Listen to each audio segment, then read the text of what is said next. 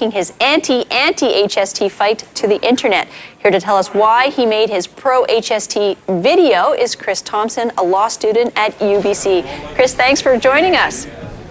Thanks for having me. Well, I have to say, I watched this YouTube video twice, 15 minutes long. I actually quite enjoyed it. Very humorous and actually very well thought out. Tell me, why did you decide to do this? Well, the main reason is that many of the people that I talked to about the HST just didn't understand how it worked. And it sort of started when I was actually talking with the people who were taking the campaign that Bill Vander had started. I would just talk to people on the street about the HST and ask them questions about it, and it became obvious that Bill Vander was campaigning on something that just wasn't true. And once I started reading his website when I was doing research, it became more obvious that what he was saying and the sources he was using didn't actually match up with what he was saying. And that's why I did the video, is just to show people that the HST in its raw form is actually quite good, and that what Bill Vander is saying is misinformation and a lot simply wrong. So, Chris, what's been the reaction to your video? I gather it hasn't been up all that long. What have people been saying about it? Most of it's been pretty good. If I go by the YouTube thumbs up, thumbs down index, it's about 10 to 1 thumbs up. A lot of people say it's well put, it's simple, it's great, it's elegant. A lot of the comments, a lot of the negative comments, were that were accusing me that I was just as biased as Bill Vander was, or that my numbers were wrong, or something like that. But some of the comments, though, I have to say, are extremely vicious and shockingly so.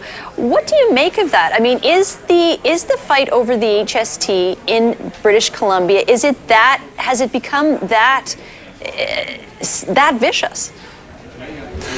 I think for some people it is. I think there's people who just at their core dislike the Liberal government. And I've thought a lot about that, is how do we persuade people that absolutely hate the government that something that they did, the HST, that's a good thing? And I don't know, and I think that's what spawns a lot of those comments. It's just that they distrust the government, they distrust economists, and they just won't hear the message because of who it's coming from. Now, so Chris, have you joined some kind of pro-HST campaign, or was this just a one-off for you? This was a one-off for me. I've since become a member of the Smart Tax Alliance. They signed me up about 3 or 4 days after the video came out. But that was just me. I'm not a member of the Liberal Party. I'm not a very political person. And I just felt passionately about the HST, so that's why I did the video. Passionately about the HST. Very interesting. Tell us, though, what is it about the anti-HST argument that gets under your skin the most? What is it that you find the most misinforming? That they're making stuff up. They're like appealing what? to people's emotions by they're saying stuff like, oh, the HST hurts poor people the most. When if you look at the numbers, even the numbers that Vander himself cited, that's just not true. The tax credits and offsets more than make up for the lower 40%, for the extra tax that the lower 40% pay. And it's him using all these emotional arguments on what is really a taxation issue that drives me up the wall. All right, so the new Premier, Christy Clark, has made some changes to this in an effort to try and make it more palatable. It doesn't seem to be working. What do you think about the changes she introduced, and does that change any of your thinking about it?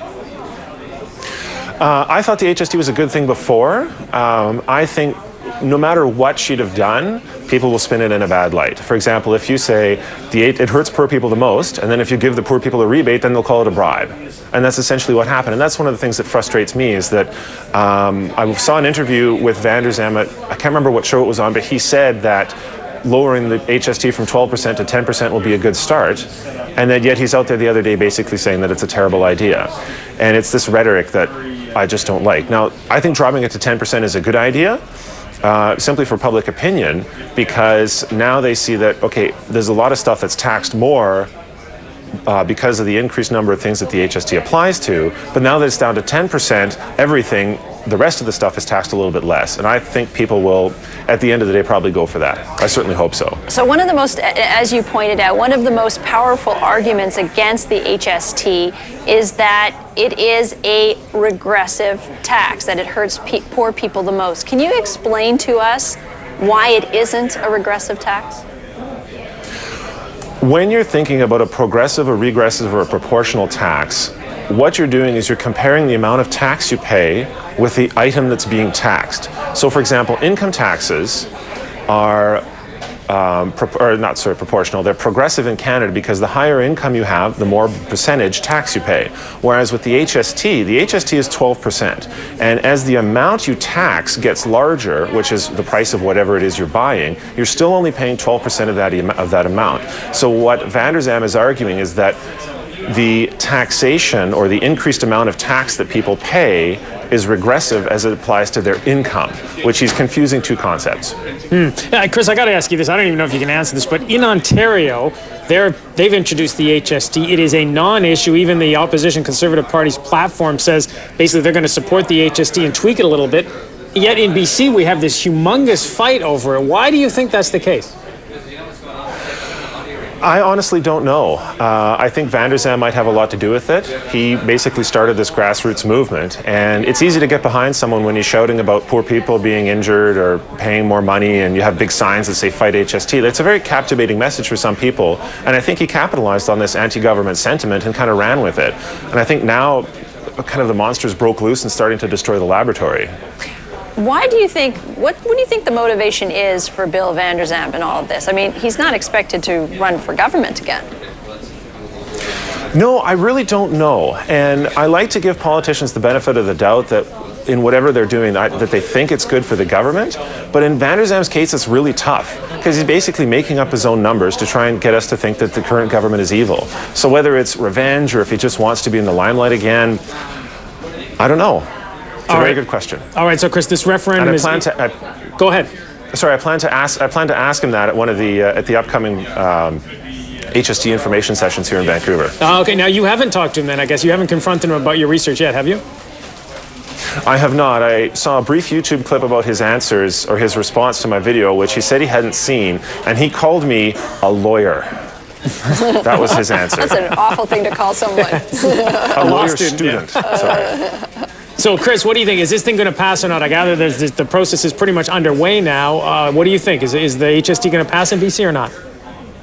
I certainly hope it's going to stay. I think last poll numbers I heard were about even, and I think we're fortunate. And the people who dislike the HST may come over to the pro-HST side, but I seriously doubt that there are people out there now who are pro-HST that are going to defect back to the anti-HST side. So I'm still hopeful. What do you think the implications or the consequences are for British Columbia if, in fact, people decide to reject this tax? Well, we'd have to pay the money back, and we'd have to go back to the GST and PST system, and I think it would just take us a step backwards in terms of taxation. The government has to recap the revenue from somewhere, and I think it would mean increased taxes. All right, so bottom line, Chris, you think this will pass in the end? I think it will. You do? All right, we'll hold you to that. All right, Chris Thompson, thank you so much for your time today. Well, he can't hear us. No, he can't hear us. All right. Well, you know, it's really interesting. As I alluded to in the interview, there's been a real kind of vitriolic reaction to his YouTube video, which, whether you agree or you disagree, it is a public service. It is his point of view. But Chris Delaney, who's leading up the whole anti-HST, fight the HST movement, basically said about him, he said, "You aren't really mad at us, you're just defending the government." Yeah, and I think that's what Vander Zalm has captured here is this sense of anti-government. I don't even think this is a campaign against the HST anymore. It's a campaign against government. And you look at Vander Zalm's roots, social credit, everything else, it kind of fits in that kind of small government is evil kind of mentality. So I think that's what's going on here. This has nothing to do with really with the HST at its core. It's all about people rallying around this kind of anti-government message. Very similar to the Tea Party movement in the US, comparable to the mayoral election here in Toronto. You get this kind of swelling of anti-government sentiment no matter what, and that's going to be tough to overcome. I'm not as confident as Chris that this thing will pass. Well, that's the thing, is if you think about Christy Clark's proposal, yes, she's planning on reducing it by 2 points to 10%. She's going to up business tax instead, and a lot of people have seen this, you know, the whole HST effort as a sob to business. So she's trying to, I guess, react against that by pushing up business taxes. But at the same time, if you have to think to yourself, well, if I just reject it, I don't have to pay HST at all. And tweaking it isn't going to work right now. You're either for it or against it, I think. And the folks who are against it are really against it, and they're going to vote. And the folks for it, I'm not so sure. So that's, I think, the bigger problem for them.